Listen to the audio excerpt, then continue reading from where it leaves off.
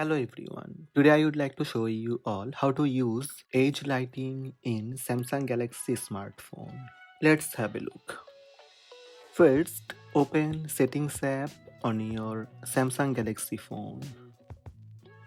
In Settings, scroll down little bit and tap Notifications. Then tap Notification Pop-up Style. Select Brief. Then tap Edge Lighting Style. Under the Effect tab, select the Edge Lighting Style. You can choose from a wide variety of styles like glitter, heart, fireworks, and etc. A preview of the selected style will be show up. Next, you can customize color. Also, you can customize using advanced section.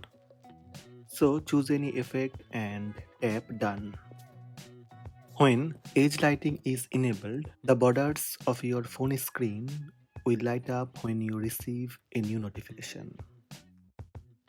So these are the steps to use edge lighting in Samsung Galaxy smartphone.